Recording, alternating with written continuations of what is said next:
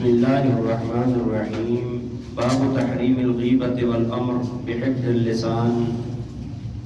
قال الله تعالى: ولا يغتب بعضكم بعضا أيحب أحدكم أن يأكل لحم أخيه ميتا فكرهتموه واتقوا الله إن الله تواب رحيم. صدق اللہ العظیم. توجہ فرمائیں جی، امام نووی رحمہ اللہ تعالی علیہ نے نیا باب قائم فرمایا کہ غیبت کے حرام ہونے کے بیان میں اور زبان کی حفاظت کے بیان میں یہ باب ہے. تو ابتدا میں قرآن کی آیت سورہ حجرات کی آیت لے کر آئے ہیں جس میں اللہ تعالیٰ نے اپنے بندوں کو فرمایا ہے وَلَا يَغْتَبْ بَعْضُكُمْ بَعْضًا، فرمایا کہ تم میں سے کوئی بعض کی غیبت نہ کرے، کوئی بندہ بھی کسی دوسرے کی غیبت نہ کرے.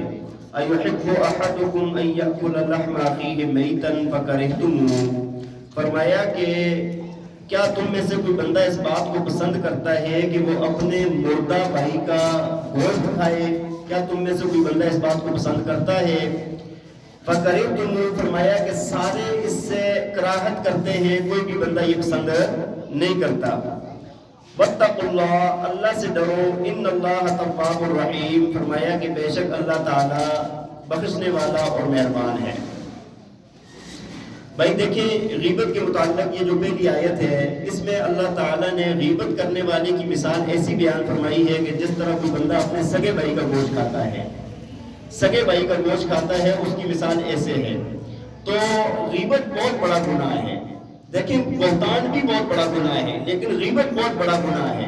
حدیث شریف کے اندر فرمایا کہ الغیبت اشد من الزنا، فرمایا کہ غیبت زنا سے بڑا گناہ ہے.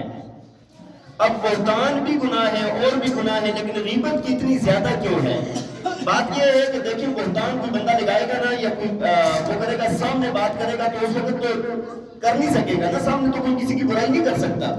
لیکن پیٹھ پیچھے چونکہ بہت زیادہ خطرہ تھا کہ بندہ دوسرے کی بات کرے، دوسرے کی برائی کرے، دوسرے کے عیبوں کو ظاہر کرے، تو یہ بہت زیادہ امکان تھا. اس وجہ سے اللہ تعالیٰ نے قرآن میں اور نبی علیہ السلام کی احادیث میں یہ بات ہمیں ملتی ہے کہ سختی کے ساتھ اس کو منع فرمایا گیا ہے.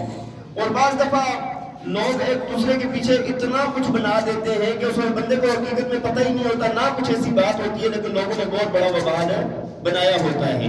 میں آج یہ بات سن رہا تھا، بڑی پیاری بات کی اس بندے نے، کہنے لگا کہ بھائی جو بندہ آپ کی تعریف وہ تعریف کر رہے ہیں نا جو آپ کی ذات میں موجود نہیں ہے، جو بات آپ کی ذات میں موجود نہیں ہے وہ والی باتیں آپ کے مطابق کر رہے ہیں، آپ کی تعریف کر رہے ہیں. تو کہنے لگے کہ عنقریب تیار ہو جاؤ کہ جب یہ بندہ تمہارے وہ عیب بیان کرے گا جو تمہارے اندر نہیں ہے.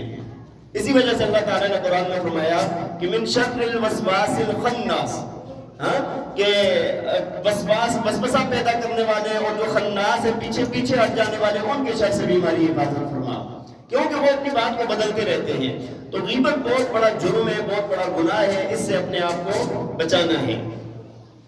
اگلی آیت میں اللہ تعالیٰ نے فرمایا وَلَا تَقْفُ مَا لَيْسَ لَكَ بِهِ عِلْمٌ إِنَّ السَّمْعَ وَالْبَصَرَ وَالْفُؤَادَ كُلُّ أُولَٰئِكَ كَانَ عَنْهُ مَسْئُولًا، فرمایا کہ اس بات کا پیچھا نہ کرو جس کا تمہیں علم نہیں ہے، اس بات کا پیچھا نہ کرو جس کا تمہیں علم نہیں ہے. بے شک ان السمع والبصر والفؤاد كل اولئک کان عنہ مسئولا، فرمایا کہ بے شک کانوں کے متعلق، آنکھوں کے متعلق اور دل کے متعلق سوال کیا جائے گا. قیامت والے دن کیا کیا جائے گا؟ سوال کیا جائے گا. بھائی جن باتوں کا پتہ نہیں ہے ان سے دور رہو، ان سے کیا کرو؟ ان کی کھوج کرنے کی، ان کا پیچھا کرنے کی کوشش نہ کرو. اور یہ چیزیں اللہ تعالیٰ نے بیان فرمائی ہے نا کہ آنکھ، کان اور اس طرح دل، اس کے متعلق سوال کیا جائے گا. اس کی وجہ یہ ہے پورے جسم کے متعلق سوال ہوگا، لیکن یہ چونکہ بہت بنیادی ہے، ان کی وجہ سے بندہ بہت سارے کام دیکھنا، سننا، یا بعض دفعہ دل کے اندر خیالات پیدا ہونا یا پھر کوئی برا کام کرنا، یہ ساری چیزیں ان کی وجہ سے پیدا ہو رہی ہوتی ہیں. اس سے ہمیں منع کیا گیا ہے.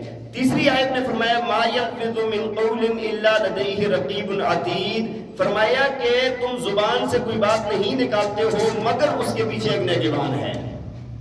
جو بات بھی بندہ زبان سے نکالتا ہے نا وہ لکھ لی جاتی ہے.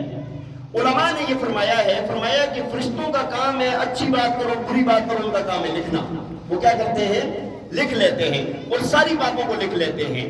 بعض مفسرین کرام نے فرمایا کہ وہ باتیں نا جن کا نہ کوئی ثواب ہوتا ہے نہ کوئی گناہ ہوتا ہے، فرمایا کہ پھر ایک وقت میں جا کر فرشتے اس کو مٹا دیتے ہیں، اس کو مٹا دیتے ہیں، لیکن نیکی اور برائی تو لازمی لکھی جاتی ہے۔ لوگ بات کر دیتے ہیں کسی کے متعلق بھی، اگر اللہ تعالیٰ نے قیامت والے دن پوچھ لیا کہ تم نے فلاں کی غیبت کی، فلاں پر الزام لگایا، فلاں کے متعلق بات کی، گواہ پیش کرو، کیا کریں گے؟ ٹھیک ہے، کتنا بیوقوف انسان ہے کہ جو اپنے آپ کو خود مقدمے میں پھنسا رہا ہے، اس کو تو کوئی فائدہ نقصان نہیں ہوا نا، اس نے اپنے آپ کو خود مقدمے میں پھنسا دیا ہے اور اللہ کی عدالت میں اس کو پیش ہونا پڑے گا۔ ایک روایت بھی سن لے، فرمایا وعن ابی ہریرہ رضی اللہ عنہ عن النبی صلی اللہ علیہ وسلم قال من کان یؤمن باللہ والیوم الآخر فلیقل خیرا او لیصمت۔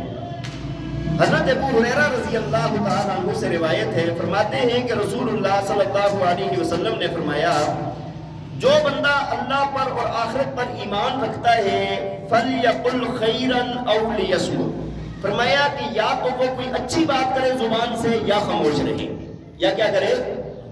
انسان اچھی بات کرے گا تو اس کا فائدہ ہوگا، اس کے علاوہ اس کے لیے بہتر یہ ہے کہ وہ خاموش رہے۔